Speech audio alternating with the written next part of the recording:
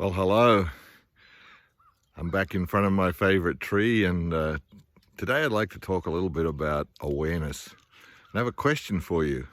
If I were to ask you, how aware do you think you are most of the time? How would you answer that in terms of a percentage?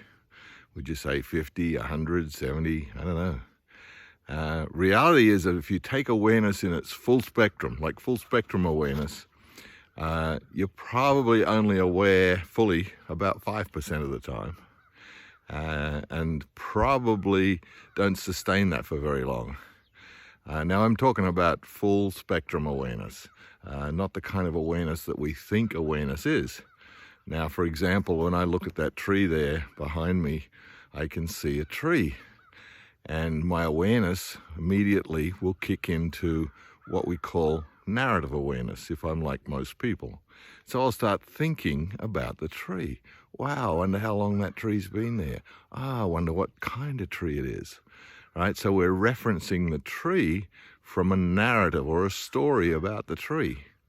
Or we might be, in a little fearful mode. So we're thinking, wow, I hope when the next big storm comes that tree is safe. I hope it's still there next year, because I really love that tree and I want to keep it there. So that's another way we might reference, right? So that's narrative referencing. But if I can just be here and say, I'm just going to be here with the tree. And you can try that with me. Just take a look at the tree and just be without the story, right? That's another form of awareness, right? And that one's hard to sustain for most of us. But that's only part of the picture too, because while I'm focusing on the tree, I'm not aware of anything else that might be happening.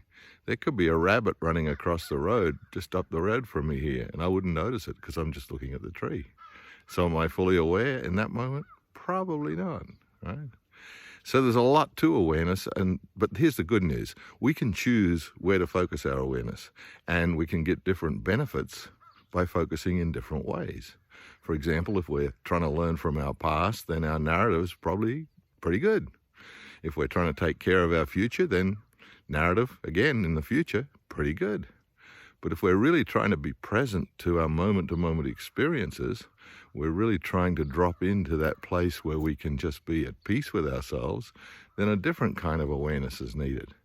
So I have a lot to tell you about awareness, but it's not long enough on just this little short video. But if you'd like to learn more, check out my blog on pyt.com. And check out the meditations that I lead as well on SoundCloud, Phoenix Rising Yoga Therapy SoundCloud. And I'd love to have you join me sometime in a talk, perhaps on a little bit more about aware of being aware. Wherever you are in the world, have a great day.